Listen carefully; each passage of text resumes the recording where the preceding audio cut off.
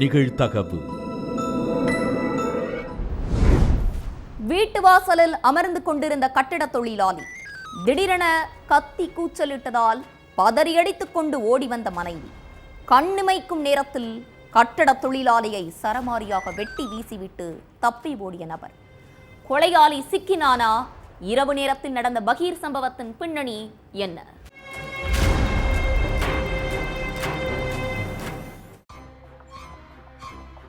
Night 10 மணி இருக்கும்.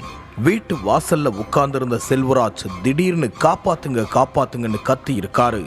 வீட்டுக்குள்ள தூங்கிட்டு இருந்த மனைவி அபிராமி வேகமா ஓடி வந்து பார்க்கறதுக்குள்ள யாரோ ஒருத்தன் செல்வராஜ் சரமாரியா வெட்டிட்டு தப்பிச்சு ஓடி இருக்கான். நைட்டு நேரம்ங்கிறதால தப்பிச்சு ஓடினவனுடைய முகம் அபிராமிக்கு சரியா தெரியல. ரத்த வெள்ளத்துல குத்துயிரும் குலையுருமா கிடந்த செல்வராஜை காப்பாத்த எவ்வளவோ முயற்சி பண்ணியிருக்காங்க. ஆனா அதுக்குள்ள செல்வராஜ் துடிச்சு உயிரிழந்துட்டாரு. தகவல் தெரிஞ்சு சம்பவ இடத்துக்கு வந்த போலீஸ் கொலையாளியை பிடிக்க தீவிர தேடுதல் வேட்டையில இறங்கினாங்க. ஆனா செல்வராஜை வெட்டி கொன்னது வேற யாரும் இல்ல, அவருடைய மகன் மணிகண்டன் தாங்கிறது அப்புறமா தான் தெரிய வந்திருக்குது. விழுப்புரத்தை சேர்ந்தவர் தான் இந்த செல்வராஜ். கட்டிட தொழிலாளியான இவருக்கும் முனியம்மாளுங்கிற பெண்ணுக்கும் கடந்த 25 வருஷத்துக்கு முன்னாடி கல்யாணம் நடந்திருக்கு. இந்த தம்பதிக்கு 22 வயசுல மணிகண்டன்ற மகனும் கோமதிங்கிற மகளும் இருக்காங்க. இதுக்கிடையில செல்வராஜ் ராமநாதபுரம் மாவட்டம் ஏர்வாடி பகுதிக்கு கட்டிட வேலைக்காக வந்தப்போ ஏர்வாடியை சேர்ந்த அபிராமிங்கிற பெண் கூட பழக்கம் ஏற்பட்டிருக்கு. அவங்கள 2ஆவதா கல்யாணமும் பண்ணியிருக்காரு. செல்வராஜ் அபிராமி தம்பதிக்கு சுரேஷ்ங்கிற மகனும் தேவிங்கிற மகளும் இருக்காங்க. இந்த நிலையில கடந்த சில மாசங்களுக்கு முன்னாடி செல்வராஜுக்கும் முதல் மனைவி முனியம்மாளுடைய மகன் மணிகண்டனுக்கும் இடையில சொத்து தகராறு ஏற்பட்டிருக்கு.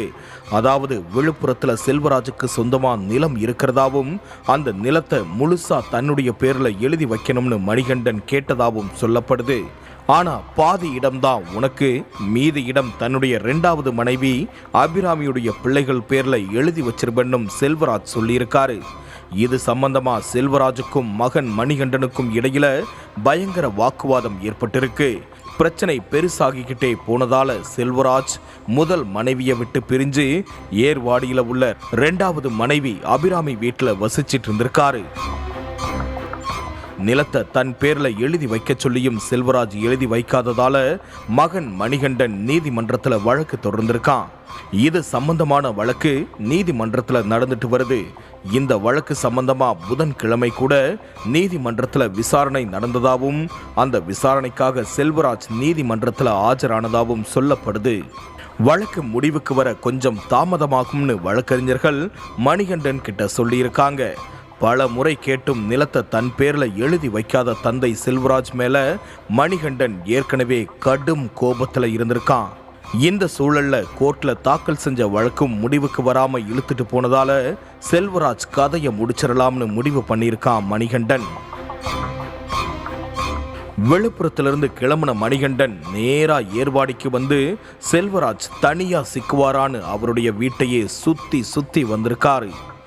நைட்டு 10 மணிக்கு மேல வீட்டு வாசல்ல உட்கார்ந்து செல்வராஜ் காத்து வாங்கிட்டு இருந்திருக்காரு. இதை பார்த்த மணிகண்டன் விறுவிறுன்னு வந்து செல்வராஜ அரிவாளால வெட்டி கொன்னுட்டு தப்பிச்சு போயிட்டான். விசாரணையில செல்வராஜுக்கும் அவருடைய மகன் மணிகண்டனுக்கும் இடையில சொத்து பிரச்சனை இருக்கிறத போலீஸ் கண்டுபிடிச்சிருக்காங்க. அதே நேரத்துல வேற யார் கூடயும் செல்வராஜுக்கு சண்டை சச்சரவு இல்லாததும் விசாரணையில தெரிய வந்திருக்குது. செல்போன் சிக்னலை வச்சு செல்வராஜ் வெட்டி கொல்லப்பட்ட நேரத்துல மணிகண்டன் ஏர்வாடியில இருந்திருக்கான் அப்படிங்கிற விஷயத்த போலீஸ் கண்டுபிடிச்சிட்டாங்க. அதுக்கப்புறம் விழுப்புரத்துக்கு போய் மணிகண்டனை பிடிச்சு விசாரிச்சிருக்காங்க.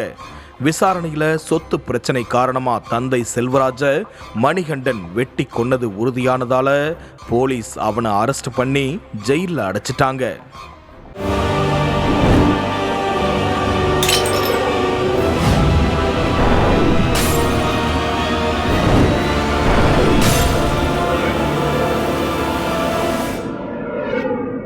நிகழ்தகவு.